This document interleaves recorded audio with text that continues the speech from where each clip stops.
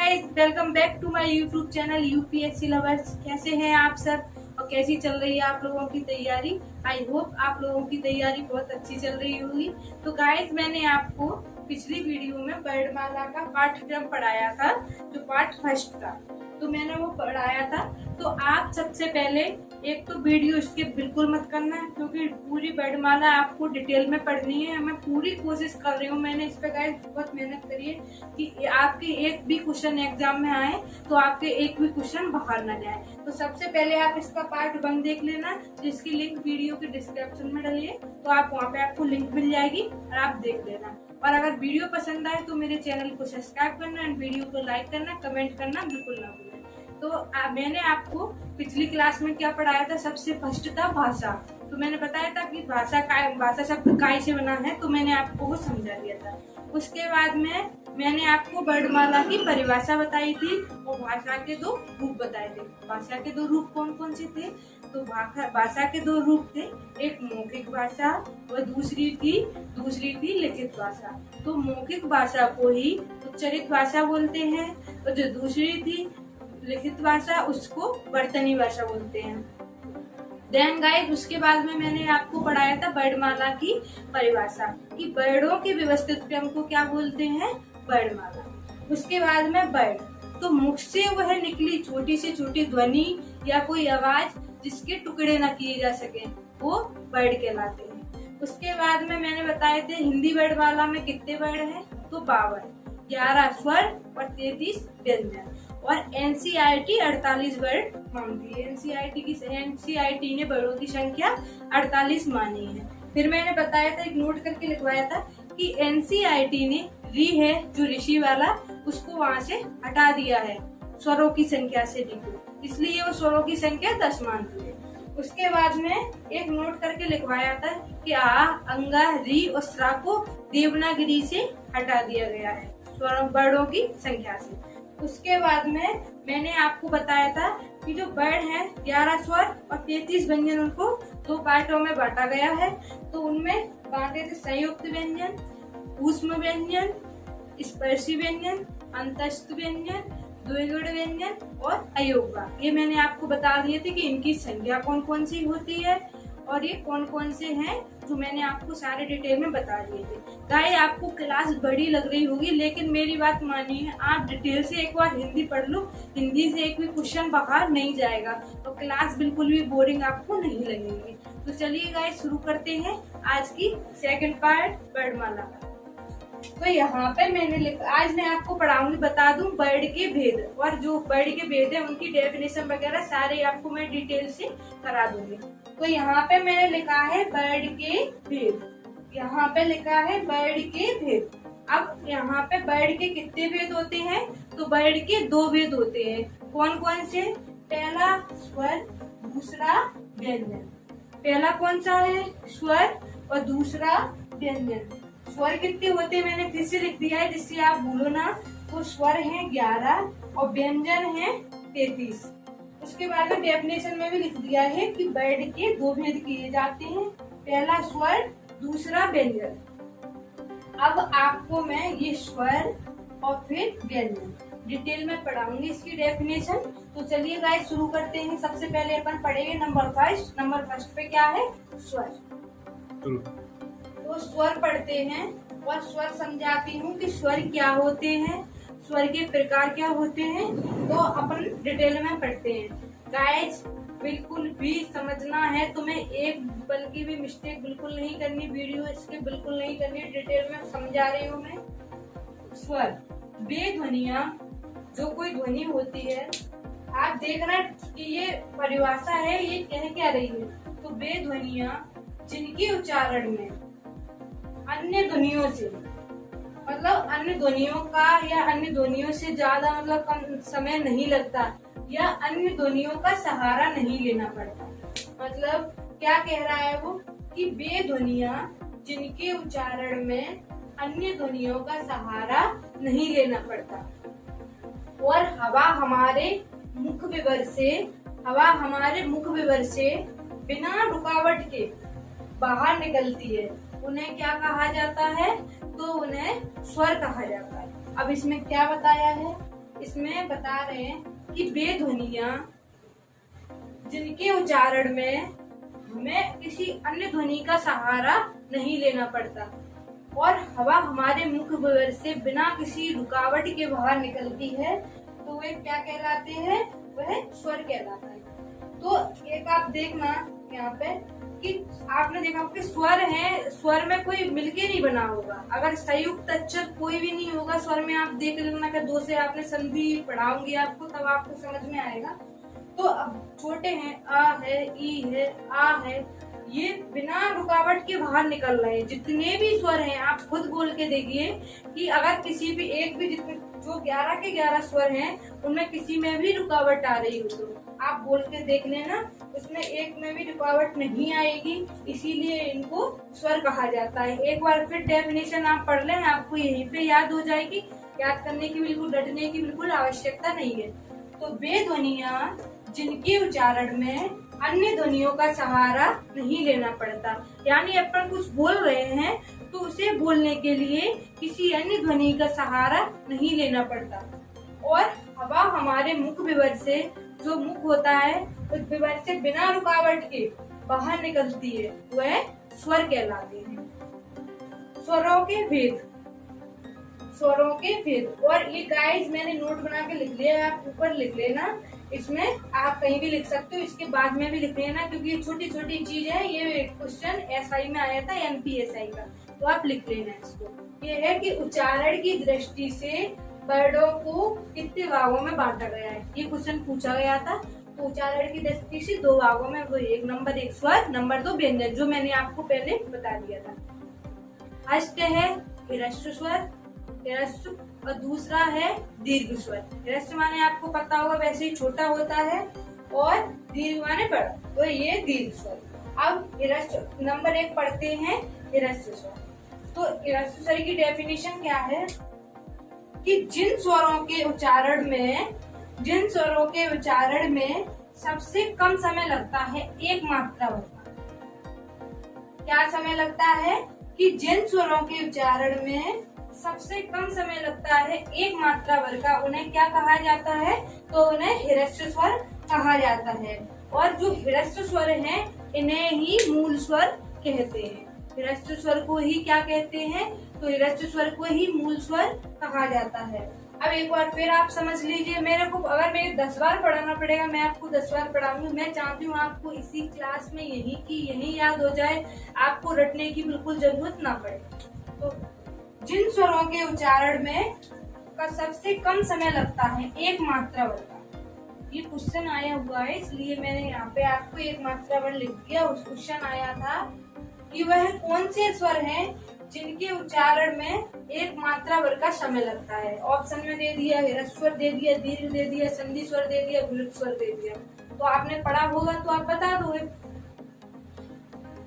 फिर से सुन लीजिए, जिन स्वरों के उच्चारण में सबसे कम समय लगता है एक मात्रा वर्ग का, उन्हें ह्रस्व स्वर कहते हैं और ह्रस्व स्वर को ही कहा जाता है मूल स्वर। क्वेश्चन ये भी आ चुका है, तो इसे हाईलाइट जरूर कर लेना। और जो चीजें हो आपने नहीं पढ़ी हो और लग रहा हो कि अगर मैंने कुछ अलग से लिखा है, तो आप उसको हाईलाइट जरूर कर लेना। उसके बाद में जो ह्रस्व स्वर है उनकी संख्या पूछ लेते हैं। तो ह्रस्व स्वर की संख्या कितनी है? तो ह्रस्व स्वर की संख्या है 4। जो ह्रस्व स्वर हैं उनकी संख्या कितनी है? तो उनकी संख्या है 4। कौन कौन सी?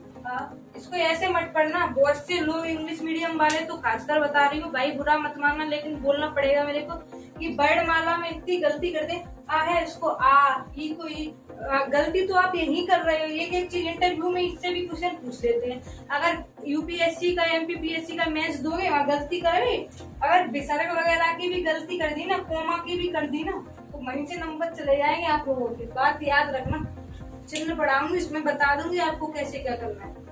तो ये अ, ई, उ और दे, आ, ई, उ, दे, ये 4 कौन से हैं? एक ह्रस्व।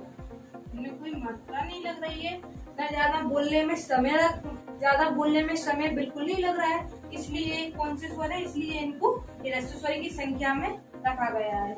नंबर 2 दीर्घ स्वर। नंबर 2 पढ़ेंगे दीर्घ स्वर। तो मैंने पहले आपको ह्रस्व स्वर की डिटेल में बताया था। अब दीर्घ स्वर, तो दीर्घ स्वर की परिभाषा में क्या दिया हुआ है वो पढ़ते हैं।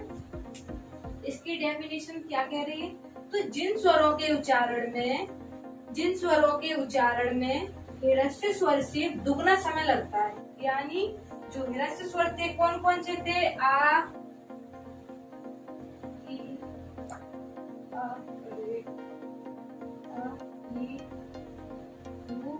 और ये भी, ये चारों कौन से थे, तो ये चारों कौन से थे, ये ह्रस्व स्वर थे। तो इनसे भी दुगना समय लगे, यानी डबल टाइम लगे, वो कौन सा है, वहाँ दीर्घ स्वर होता है। एक बार फिर समझा दे रही हूँ आप लोगों को कि जिन स्वरों के उच्चारण में ह्रस्व स्वर से दुगना समय लगता है, उसका लग रहा है उससे भी डबल, वहाँ क्या होते हैं, वहाँ दीर्घ स्वर होते हैं। अब दीर्घ स्वर की संख्या, गाइस आप इसको पढ़ने के साथ में इसे जरूर याद कर लेना, क्योंकि इनकी संख्या अगर आपको याद नहीं होगी तो आप क्वेश्चन वहीं गलत कर दोगे। और बहुत से लोग मानते हैं कि वर्णमाला इतनी इम्पोर्टेंट नहीं है, तो एक बात बता दूं, हिंदी की शुरुआत ही वर्णमाला से है। अगर आप वर्णमाला नहीं पढ़ पाओगे तो आप संधि भी सही से नहीं पढ़ पाओगे, और वर्णमाला से 3-4 क्वेश्चन तो आते हैं एग्जाम में। तो दीर्घ स्वर की संख्या कितनी है, 7। दीर्घ और ह्रस्व स्वर की कितनी थी, 4, और दीर्घ स्वर की कितनी है, 7। कौन कौन सी है, आ, ई, उ, ए, ऐ, ओ, औ। आ, ई, उ, ए, ऐ, ओ, औ कितनी है, 7।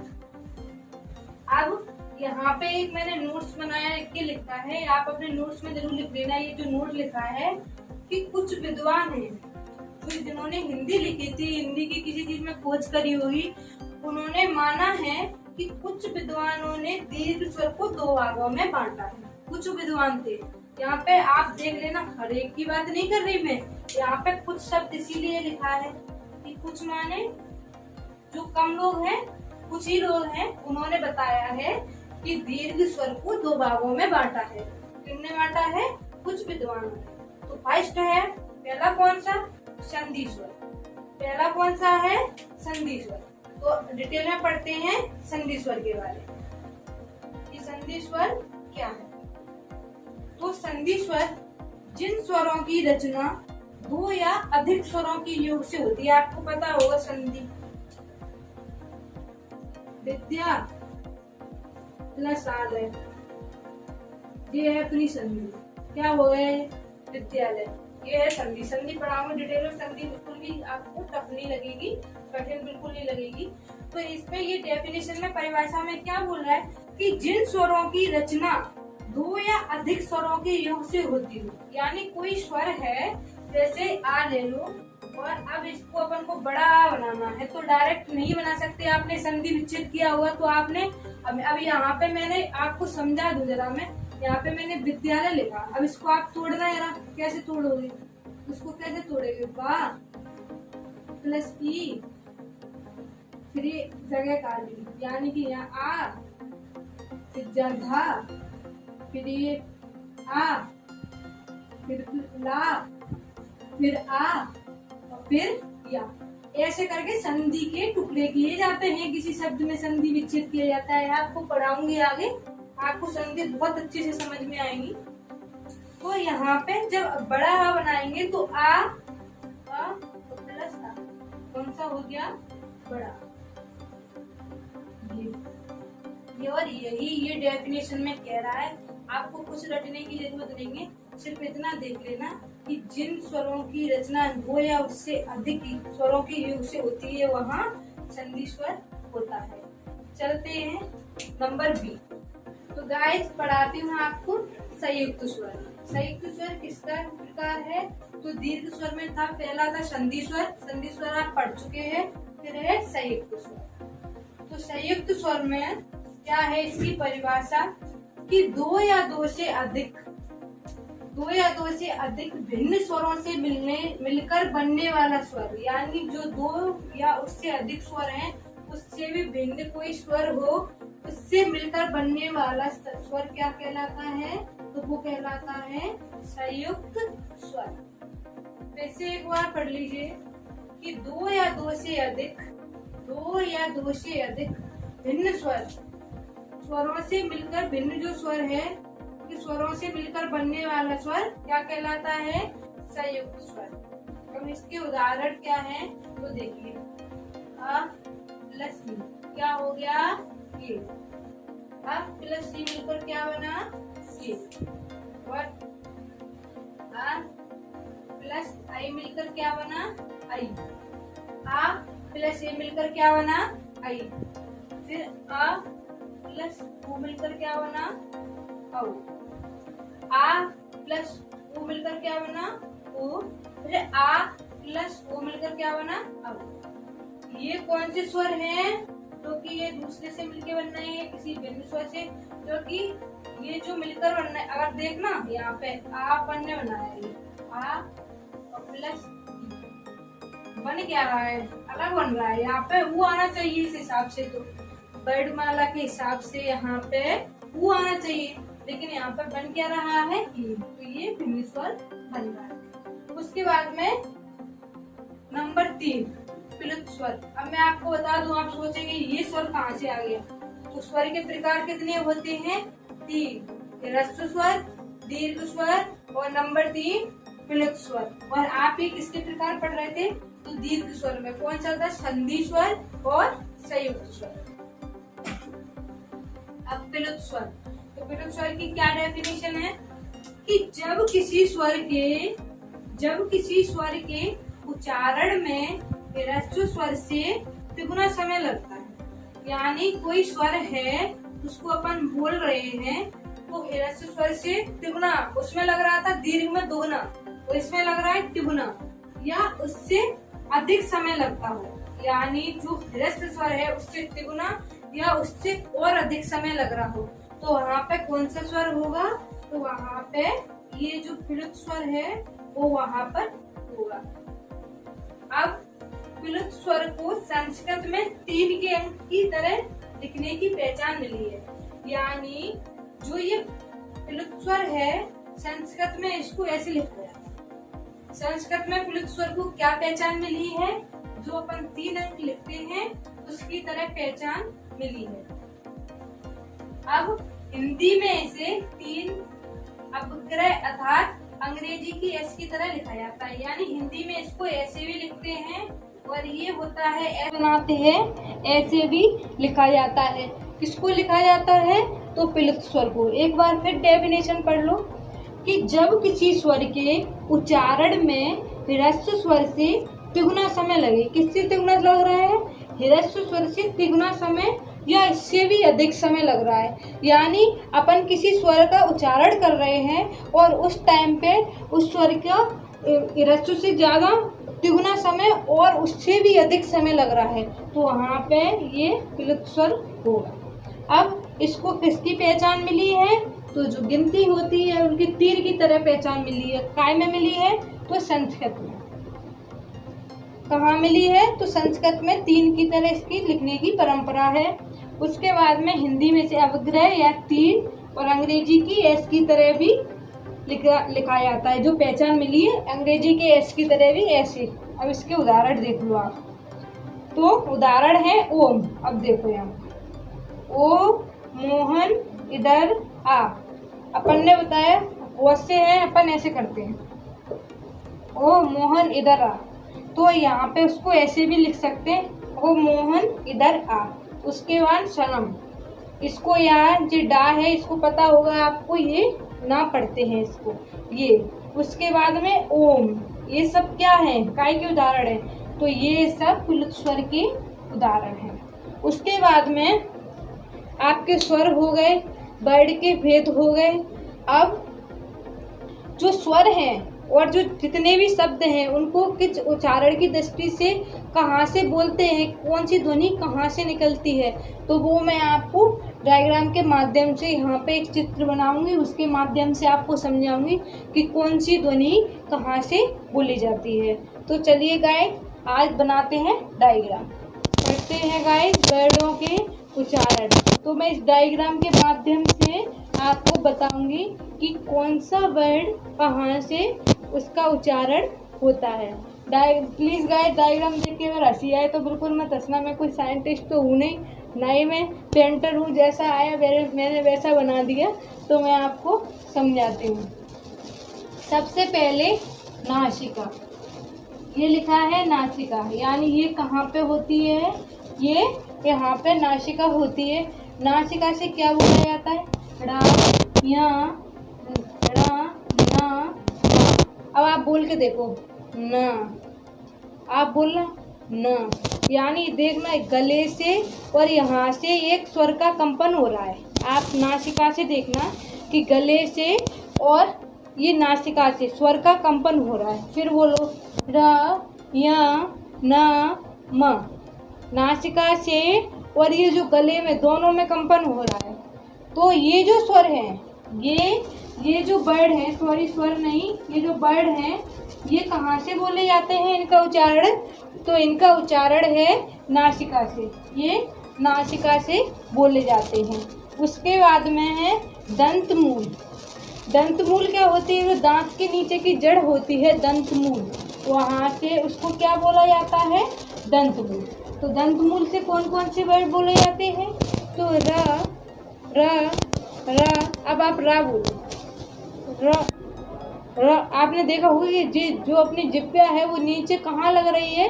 दांत की जड़ में जाके। तो र और ल, र और ल, ये कैसे बोले जाते हैं? तो ये दंतमूल से उनका उच्चारण किया जाता है।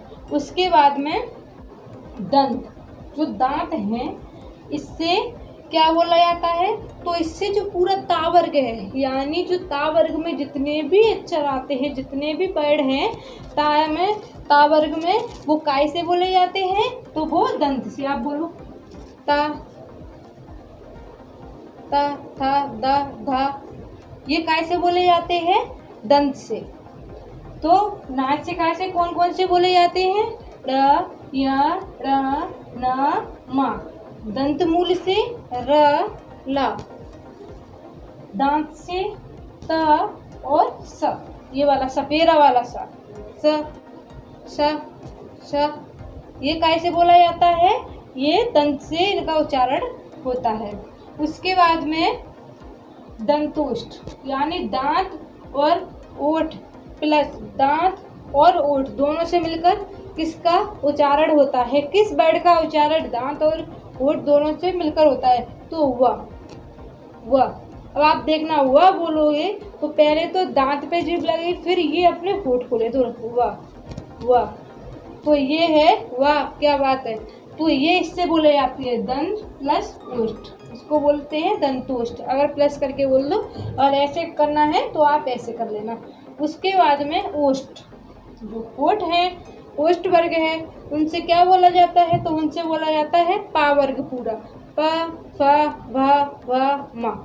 ये कैसे बोला जाता है? ओठ से। अब बोलना प, फ, भ, म। ये पूरा ओठ के बिना आप नहीं बोल सकते इसको। तो इनका उच्चारण कैसे है? तो इनका उच्चारण है ओष्ठ से। उसके बाद में ऊ, यानी जो बड़ा ऊ और ये छोटा ऊ, दोनों इसका उच्चारण कैसे होता है? तो इन दोनों का उच्चारण भी ओठ से होता है। तो यहाँ तक एक बार फिर समझा दूँ, नीचे का ये समझा दूँ, फिर मैं आपको एक बार ये डिटेल में फिर समझा दूँगी। उसके बाद अगली बात पर चलेंगे। फिर ओष्ठ प्लस कंठ, कंठोष्ठ, ओष्ठ प्लस कंठ, यहाँ से किसका उच्चारण होता है? तो ओ, औ और हाँ, जे वाली ये लगाते हैं, ये इसका उच्चारण करते हैं। तो इसका उच्चारण कैसे होता है इसका? तो इसका होता है ओष्ठ प्लस कंठ, दोनों से इसका औ, ओ, औ और आ। तो नासिका से ड, य, र, न, म, ये इनका उच्चारण कैसे है? तो इनका है नासिका से। फिर दंतमूल से तो र, ला। दंतमूल से, दंतमूल कहाँ है? जो दांत, ये यहाँ पे भी बताया है, तो दांत होते हैं, दांत के नीचे की जड़ होती है, उनको क्या बोलते हैं? दंतमूल। तो वहाँ से काय का उच्चारण होता है? रा और ला। उसके बाद में दंत, जो दंत दांत वर्ग है उसके बारे में, ये दंत है तो तावर्ग, तावर्ग में पूरा ता और श, कौन सा? सपेरा वाला सा। इससे काय का उच्चारण होता है, ये दंत से इनका उच्चारण होता है, ता वर्ग का और श का। उसके बाद में दंत प्लस ओष्ठ, दंतोष्ठ, यहाँ से काय का होता है हुआ, यहाँ से काय का उच्चारण होता है हुआ का। उसके बाद में ओठ, यानी ओष्ठ वर्ग है जो, वहाँ से छोटा ऊ और बड़ा ऊ और पावर, यहाँ से उच्चारण होता है पावर का। उसके बाद में ओष्ठ प्लस कंठ, ओष्ठ प्लस कंठ, तो ओ औ और आ, इससे उच्चारण कैसे होता है ओष्ठ प्लस कंठ से। उसके बाद में मूर्धा, उसके बाद में क्या है मूर्धा, तो मूर्धा क्या है ता ता डा डा डा, ये जो ऊपर जो जीभ जाके लगती है उसको क्या बोला, उसको मूर्धा बोलते हैं। तो ये जो मूर्धा में कौन सा वर्ग आता है, पूरा टावर और इस कौन सा षटकोण, आप देखना जीभ तुरंत लौटती है षटकोण, तो ये पूरा सावर। उसके बाद और री, ये जो री बनाते हैं ये कहाँ से, तो ये भी इसका उच्चारण भी मूर्धा से होता है। तालु है, तालु से क्या बोलते हैं, तो ई और ई, चा, पूरा जो चा वर्ग है ये ई और पूरा चा वर्ग कहाँ से बोला जाता है, तो ये तालु या तालव्य से बोलते हैं। इसे तालव्य या तालु एक ही चीजें, अलग नहीं है। तो आप बोल के देखिए ई कहाँ से, कहाँ लग रही जीभ जाके ई। उसके बाद में ये चा वर्ग, चा वर्ग से बोलो च छ जा जा, जीभ जाके कहाँ लग रही है तालु पे। और य, जो य होता है वो य, और श, शक्कर वाला सा, ये षटकोण वाला सा और वो सफेद वाला सा, यानी तीनों सा में अंतर है। एक सा बोला जाता है, एक सा दंत से, जो दांत वाला वर्ग है वहां से दंत वर्ग से कौन सा सा, तो ये सा बोला जाता है, सपेरा वाला सा। उसके बाद में मूर्धा है, जो मूर्धन है वहां से ये वाला सा बोला जाता है, षटकोण वाला सा। उसके बाद में जो तालु है, तालव्य, वहां से ये सा बोला जाता है। तो ये तीनों सा है जो मुखाग्रती के उस पर आकार में आप देखोगे तो उसके हिसाब से तीनों सा अलग बोले जाते हैं। वो ऐसे हैं हिंदी के भैया विद्वानी, उनको मानते हैं कि सा एक ही जगह से बोला जाता है, जो नहीं जानते आप वर्णमाला उन्हीं के लिए ज़्यादातर बनाइए। आप देख लीजिए कि कैसे करके आप हिंदी का गलत उच्चारण तो नहीं कर रहे, क्योंकि सबसे ज़्यादा ये क्वेश्चन काम में आते हैं वर्तनी में। मैं आपको वर्तनी पढ़ाऊंगी तो उसमें ये काम में आते हैं सारे। उसके बाद में कंठ प्लस तालु, इनको बोलते हैं कंठ तालव्य, कंठ तालव्य। तो ये कंठ तालव्य से ए ओ आई, ये कहाँ से बोला जाता है, कंठ प्लस तालव्य से। आप बोल के देखिए ए और आई। उसके बाद में कंठ, तो कंठ से ये छोटा आ बोल के देखो अ, फिर आ, फिर ओ, ये कहाँ से बोला औ, हाँ, ये का वर्ग पूरा, ये कहाँ से बोला जा रहा है, कंठ से। सॉरी वो नहीं बोला जाता, ये अ, आ और अहा और हा, जो हा होता है वो भी कहाँ से बोला जाता है, तो कंठ से। हा, ये भी कंठ से। जो पूरा का वर्ग है, का खा गा घा गा, ये कहाँ से बोला जाता है, तो ये भी कहाँ से उच्चारण है इनका, तो इनका भी कंठ से। एक बार फिर समझा दे रही हूँ आपको। नासिका, नासिका से ड़ा या ड़ा ना मा, ये कहाँ से बोल रहे हैं, नासिका से। चाहती तो गाइस मैं आप लोगों को यहाँ लिख के समझा देती। मैंने डायग्राम इसलिए बनाया जैसे मेरे पे बना वैसा मैंने इसलिए बनाया क्योंकि आप लोगों को समझ में आना चाहिए। अब यहाँ से आप कंफ्यूजन नहीं हो गए। एग्जाम में अगर डायग्राम भी आंखों में थोड़ा बहुत क्लिक होगा आपके माइंड में तो आप यहाँ से क्वेश्चन बना सकते हो। तो नासिका से ड़ा या ड़ा ना और मा। उसके बाद में दंत मूल से, जो दांत की जड़ होती है वहाँ से र और ला। उसके बाद में दंत से पूरा तावर्ग और श। उसके बाद में दंत प्लस ओष्ठ से, दंतोष्ठ से हुआ, जो हुआ बोला जाता है वो दंत प्लस ओष्ठ से, यहाँ से इसका उच्चारण होता है।